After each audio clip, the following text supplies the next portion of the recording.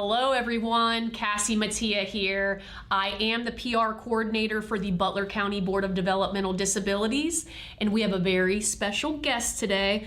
To me, not a guest because I work with her every day, but for all of you guys. We're gonna talk a little bit about what Courtney Hineman's been doing. She is our community advocate, community outreach advocate, and she's been doing a lot more than usual, including going to DC and advocating, and going to Columbus on the DD Council and advocating there as well. So I want to start off with Washington, DC. Courtney has been waiting, right? Tell them about how long you have waited to get this opportunity to go to DC and talk to the different legislatures about disability policies, language. Tell me all about that.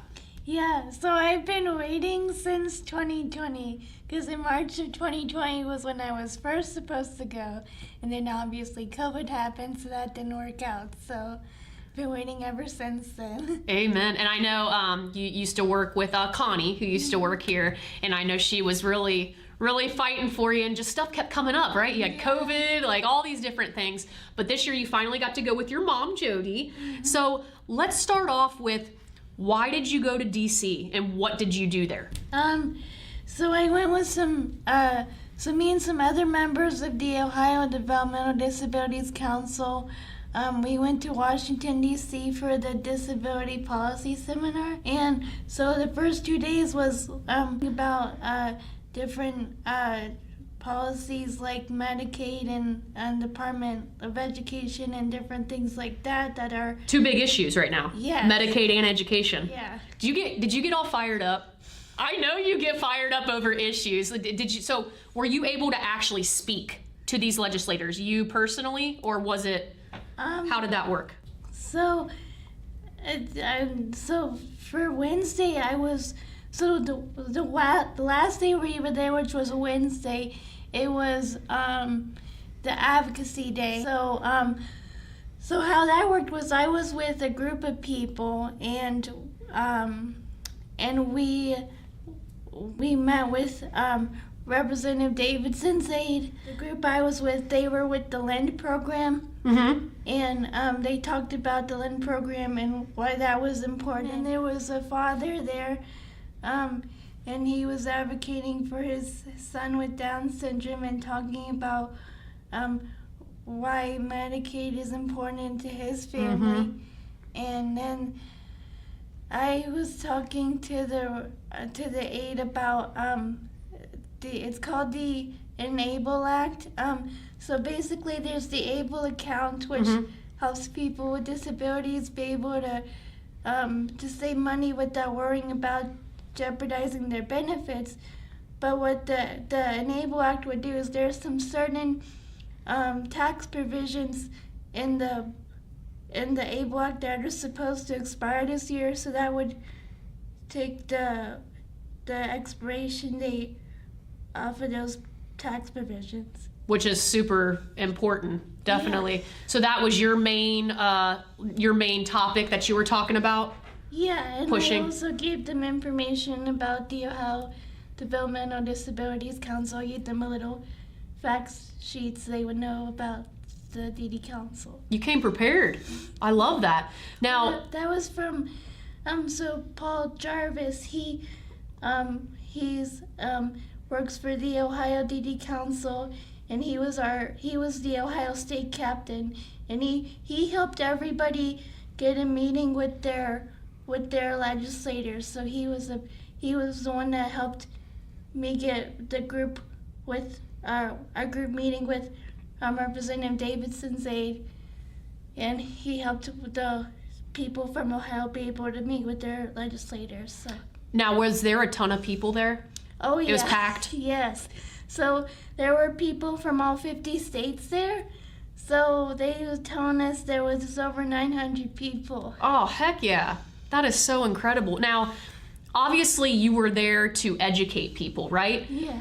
Is there anything that you yourself learned while you were there? Maybe from somebody, that has a disability, or a legislator, or just maybe a friend you met? I learned that, which was very interesting to me, So I assumed that all states have county boards like we do, but not everybody has that. Oh, wow. Like, I was talking to a lady from Kentucky, and she was telling me that in Kentucky, they just reach directly out to their different disability organizations, and they don't have like an actual county board. So that was very surprising to me. I didn't know that. And how difficult, that would be to, as a parent who just found out that maybe their kid has a disability, like, what is their path? How do they navigate that? Different. I mean, because that was my question, is like, because I know my support coordinator is a big part of helping me get my services. So like, I'm very curious to find out more and find out like how they get the help that they need to get their services, because I didn't know that not everybody has that. So. Well, I know a lot of people, what they do is they move. I've known a lot of people that have specifically moved to Ohio or, Butler County because they know we have great services, or Ohio gives that option, with the different county boards and whatnot. Now, on a fun topic, I saw some pictures from DC. Yes. I know that you got to stay in a place that you were really excited about, that was kind of like a central location where you could see everything. Tell me about like DC in general, like as somebody advocating and that was your main goal when you went there. How did you do that when you weren't speaking to the legislatures? Like, was there anything that you did advocacy-wise that maybe wasn't planned? Did you teach anybody anything? Or maybe, you went somewhere that you're like, hey, accessibility is an issue here. Like, is there anywhere that, anything like that happened to you maybe while you were there? Because you were there for what, a week?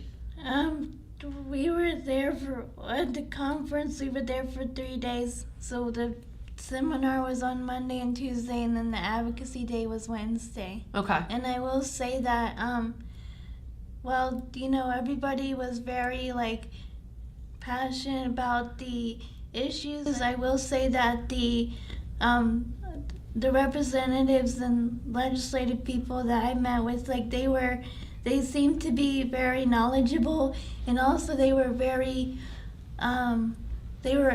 open and willing to help, so that was really appreciated. Now, and you can be honest, do you feel like you accomplished something? Do you feel like something was accomplished when you went there? Oh yeah, definitely. Good, I'm glad you feel that way. And because the legislative aide for Representative Davidson's office, he had already looked into the bill that I was gonna be talking to him about, so he already knew about it. And then actually, in the evening on that Wednesday, I got to actually speak to Senator Houston, which was really neat. He was very nice, and I told him my story and told him about how I have direct support professionals that help me in my apartment, and asked him for his standardized occupational code for direct support professionals, because a lot of doctors and nurses have that kind of code and are able to be nationally recognized and have a lot of trainings and resources that they need, but direct support professionals aren't really recognized in that way. right. So that's what I was talking to Senator Houston about, and he said, I'm gonna look into what you told me about and see how I can help you. So you had several legislatures like, hey, Courtney, what you're telling me means a lot, and I'm going to go get something done about it. So I would say a successful trip to DC. Yeah. And then right after that, I just found out that you went to Columbus. Mm-hmm. If you guys didn't know, Courtney is on the Ohio DD Council. She was reappointed, which is awesome. 2 more years? So I have the end of this year, I believe, and then after that. Okay, cool. I think it might be done at the end of this year, but I'm not positive. Yeah, we've been trying to figure that out. You're just like, I'm just gonna ride it and for as long as I can, I'll show up to those council meetings, right? So with the DD Council, let's talk about that, because I know I want you to explain what the DD Council is, once again, just in case the viewers don't know, and then tell me what you did in Columbus as a DD council member. Was that last week? Yes. Last week. So what the Ohio DD Council does is they give out so we receive money both federally and statewide, and the Ohio DD Council gives out grants to different organizations, and as council members we decide like where we want the grants to be used, or who we want to get the grants, and the organizations come back to the council and report to us and say like, this is what we've been using your grant money for. And like I don't know if anybody watching has gone to Project STIR, which is an advocacy training, but they help use grant money for the Project STIR program. For if anybody has been involved in Best Buddies Ohio, like I have, they've used the grant money to help Best Buddies. So different things like that. Yeah, so like a bunch of nonprofit organizations. Yeah. Yes. Project STIR, we had a bunch of people just go to that, and that's basically a leadership and advocacy training, which is unreal as well. So when you went last week, obviously outside of your normal duties, what did you do that was different? So last week was different because we were working on our 5-year state plan. Ooh. So the Ohio DD Council had recently sent out a survey to the whole state, and we were asking people what we wanted or what they wanted us to work on, and there were people with disabilities and their families and professionals all responded to the survey, and then we took those 2 days that we were in Columbus and decided, okay, and looked at the survey, and kind of broke that down into goals, and said, okay, this is what we're going to work on for the next 5 years, and how we're going to help people with disabilities. Oh, awesome. So what was the outcome of all that? Like, what's the next step? What's the next step that you guys are taking with that 5-year plan? So we'll be continuing. So the DD Council, we meet every other month. So our next meeting will be in June. So I think since we got our goals together this month, I believe in June is when we'll continue working on the next steps for our state plan. Okay, awesome. And how cool is it to say that you're a part of that? Yeah. Ohio state plan. Yeah, that's crazy. Really neat. What does that mean to you? Because when I first got on council, it was already done. Yeah. So you didn't get to go through that. Yeah, I didn't get to go through that process, but getting to go through that was a really neat process. I mean, it was a lot because there were a lot of different needs and a lot of issues that were important to a lot of people. But I feel like that we were able to get good goals for us to work on, and and I think we'll be able to address a lot of those issues that people need help with. So. And you have a say in that. That's crazy. Yeah. There's not many county boards that even have this position, first of all, our community outreach advocate. But there's also not many where, you're all over the place. You have your vlog, which we will be filming today too. You got 2 stories, right? And you have all this advocacy that you're doing. So let me ask you this question. I'm really curious to hear your answer on this. Right now, if you had to pick one thing that you want to get done, you want to advocate for, and you want to see results, what is that one thing right now in this climate? There's a lot of stuff going on. What is that one thing? If you had to, I know it's hard because there's 50 million things, but what is the one thing that you're like, you know what, Courtney, this is what I got to get done. This is what I got to get done for my people. Shoot, your community.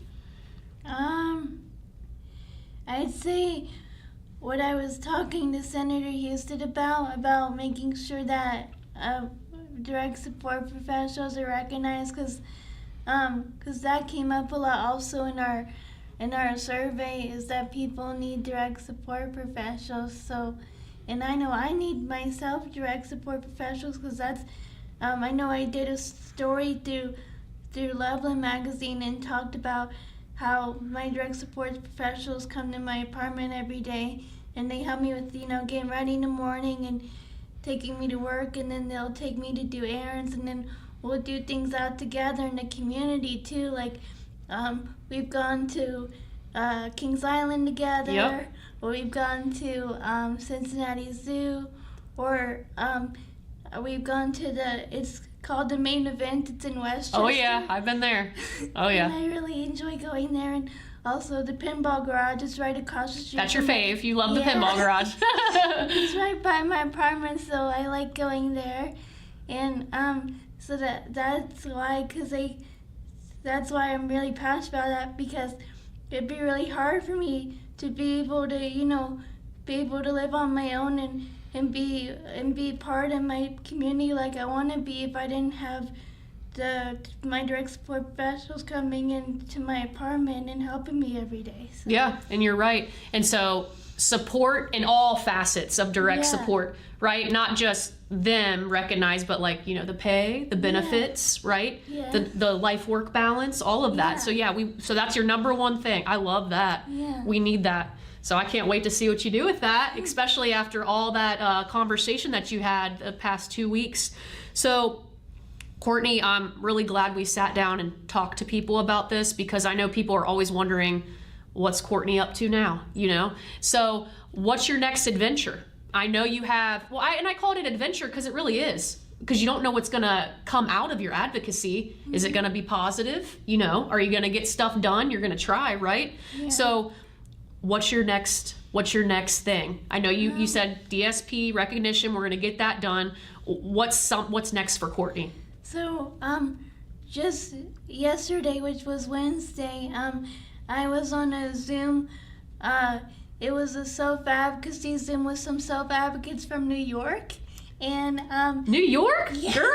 You're worldwide. and because they had heard there's a national self-advocacy organization. They're called SARTAC. It stands for Self-Advocacy Regional Technical Assistance Center. The fact that you just remembered that, I don't even remember what you just said. That was hard. I'm like, what's that acronym again? Hey, good for you. But yeah.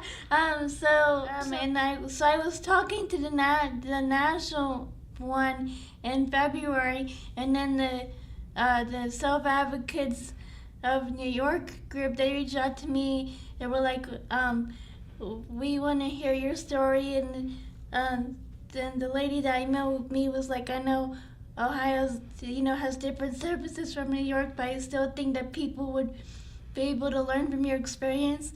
So I got to share with them about how I use remote support services to help me when my staff isn't with me in my part. Yeah. And that's huge right now. Yeah. Remote supports, tech, a lot of that. A lot of people are moving towards that direction. Mm-hmm. I know we're really working hard here with remote support and tech. So that's awesome. So you shared your experience with some New York people? Yeah, okay. Yeah. Well, I love that. And then last but not least, you're speaking today, right? Later. Tell the people what you're doing. Is it at Cincinnati, UC? Oh, yeah. That'll be... So tomorrow, which is Friday, I'll be speaking. It's through the ARC of Ohio. They're having a Supporting Families conference, and they asked me to facilitate a panel. And so some people from the Ohio Department of Developmental Disabilities will be there, and I'll be asking them some questions. So. Dang. The stuff that you're doing, man, I tell you what. I do have one more thing I'd like to Here we mention. go. What else? What else you got for me? On May 5th, I was asked to, over Zoom, a lady named Sadie, she's from the University of Cincinnati. They're having a disability advocate training, and so there's going to be me and a guy that works for Hamilton County Board of DD, and we're going to be talking about disability etiquette and how to treat people with disabilities, and she wanted me to share like my personal experience, like my employment experience and different community things I'm involved in. So.